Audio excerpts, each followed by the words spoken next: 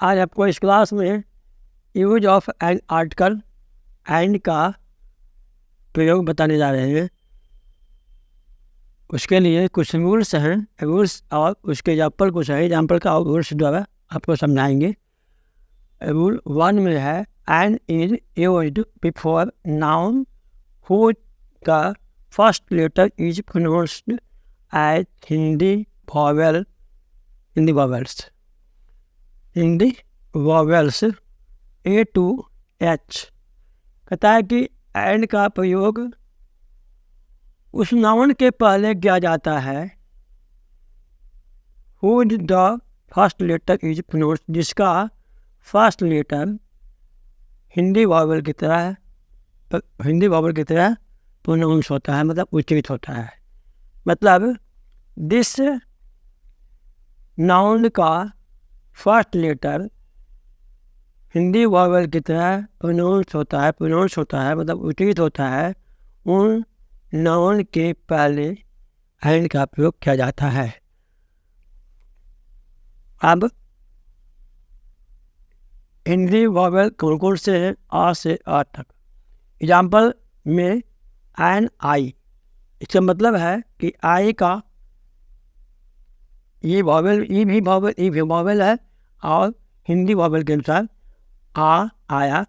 हिंदी आई का जो प्रोनाउंसिएशन करेंगे तो आ आया, तो आ हिंदी वॉवेल है। उसके बाद इसलिए एन आई हुआ, एन आई के पहले एन लगा।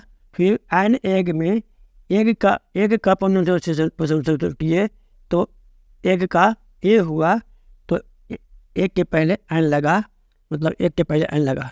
उसके बाद एन ईयर में ई आया, ई का उच्चारण ई आया था, इसके लिए एन का प्रयोग किया गया। एन आयन में ओ का उच्चारण औ हुआ, तो औ के पहले एन लगा।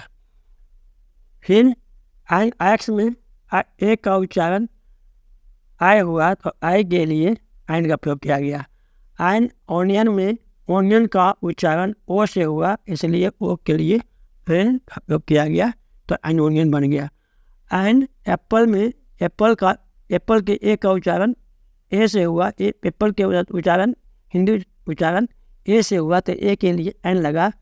और आ ए ई औ आई ओ ए, ये सभी हिंदी स्वर है, हिंदी कॉन्सोनेंट, हिंदी वॉवेल है, इसलिए हिंदी वॉवेल के पहले एन का प्रयोग किया जाता है। और ETC बहुत सारे ऐसे वर्ड मिलेंगे जिनका pronunciation vowel first letter vowel की तरह होगा, तो उनके पहले एन लगेगा। फिर रूल 2 में है an is used the names of degrees. कहता है डिग्री के नाम के पहले एन का प्रयोग किया जाता है। Whose first sound as vowel, मतलब जिसका फर्स्ट साउंड वॉवेल की तरह उच्चारित होता हो। मतलब दिस डिग्री का फर्स्ट साउंड, फर्स्ट ध्वनि, पहला ध्वनि वॉवेल की तरह उच्चारित होता हो, तो ध्वनि निकलता हो, तो उस नाउन के पहले एन का प्रयोग किया जाता है। एग्जाम्पल में है एन MLA, तो MLA का फर्स्ट लेटर एम है, एम का उच्चारण ए से होता है, इसलिए एन लगा, एन MLA हुआ। उसी तरह से एन MLC, इसमें भी एम का उच्चारण ए से हुआ, इसलिए ए के पहले एम के पहले एन लगा, ए के लिए एम के पहले एन लगा, MLA के पहले एन लगा। एन IA में आई आया है, आई का आ आया है, आ हिंदी कॉन्सोनेंट है, हिंदी व्यंजन है, इसलिए उसके पहले एन लगा, तो हो गया एन IA। उसके बाद एन ISC में आई में आ आता है, इसलिए आ हिंदी स्वर है, इसीलिए एन ISC हुआ। उसके बाद एन MA में एम का उच्चारण ए से होता है, ए स्वर है, हिंदी स्वर है, इसलिए हिंदी वॉवेल है, इसलिए एन लगा, तो एन MA हुआ। फिर एन MSC, तो MSC में एम का उच्चारण ए से होता है, इसलिए ए के लिए एन लगा, तो बन गया एन MSC। ETC। इस तरह से बहुत सारे एग्जाम्पल मिलेंगे जो डिग्री का बोध कराएंगे और डिग्री का बोध कराने वाले फर्स्ट लेटर का जो उच्चारण वॉवेल की तरह होगा तो उनके पहले एन का प्रयोग किया जाएगा। एग्जाम्पल में ही इज एन MLA, तो यहाँ पर MLA का उच्चारण ए से हुआ, वॉवेल से हुआ, इसलिए एन लगा, इसलिए हो गया he is an MLA। She is an ISC, वह एक ISC के हुए हैं, एक लड़की है जो ISC की हुई है, इंटरमीडिएट ऑफ साइंस, तो ISC की हुई है, तो उस आई के लिए एन लगा, क्योंकि आई आ से आता है इसलिए एन लगा, हो गया she is an ISC। His father is an MLC, तो MLC का M ए से हुआ तो उसके पहले एन लगा, तो हो गया his father is an MLC ETC। अब ऐसे बहुत सारे एग्जाम्पल मिलेंगे जिनमें एन का प्रयोग होंगे। रूल 3 में है an is used when H is silent और H इज नॉट प्रोनाउंसिएटेड, मतलब यदि किसी नाउन के पहले H आया हो और H साइलेंट हो, उसका प्रोनाउंसिएशन नहीं होता हो, तो उसके पहले एन का प्रयोग किया जाता है। और H को छोड़कर, ये साइलेंट लेटर को छोड़कर बाकी जो बचे हैं उनका उच्चारण यदि वॉवेल की तरह हो, वॉवेल से हो, तो मतलब स्वर की तरह हो, स्वर की तरह उच्चारण हो, तो उनके पहले एन लगेगा। ऐसे एग्जाम्पल के तौर पर एन ऑनेस्ट, तो इसमें एच साइलेंट है, साइलेंट लेटर है, तो एच जो छोड़कर एच का कोई प्रोनाउंसिएशन नहीं होगा, इसको नहीं पढ़ेंगे, तो ऑनेस्ट को पढ़ेंगे ऑनेस्ट, तो औ का ऑनेस्ट का औ आया और स्वर है इसीलिए एन लगा, तो एन ऑनेस्ट पर्सन हो गया।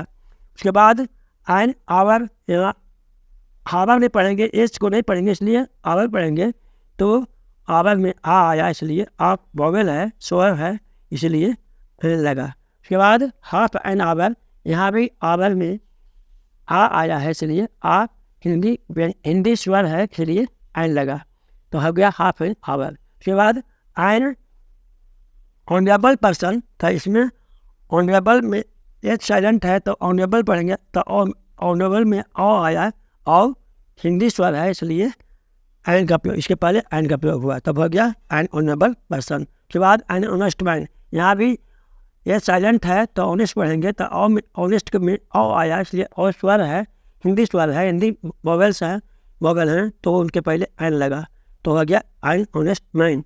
उसी तरह से एन ऑनरेबल प्रेसिडेंट, यहाँ भी ऑनरेबल में ओ आया है, तो ओ हिंदी वॉवेल हैं, इसलिए वॉवेल के पहले, हिंदी वॉवेल के पहले एन लगता है, तो एन लगा, तो एन ऑनरेबल प्रेसिडेंट हुआ। उसके बाद एग्जाम्पल के तौर पर सेंटेंस वाला एग्जाम्पल में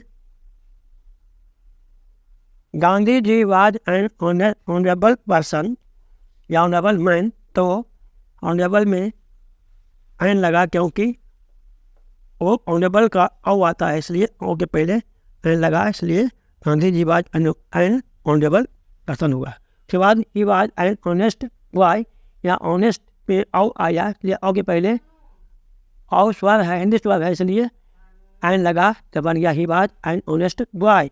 इस तरह से बहुत सारे एग्जाम्पल मिलेंगे सेंटेंस में या वर्ड में भी मिलेंगे जिनका प्रोनाउंसिएशन वॉवेल की तरह होगा और ए साइलेंट रहेगा, जिसमें एच साइलेंट रहेगा, तो उनके पहले एन का भी प्रयोग किया जाएगा।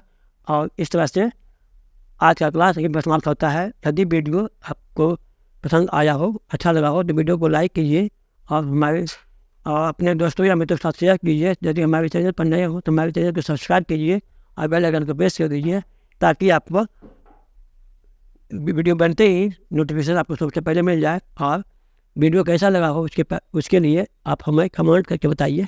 Thank you.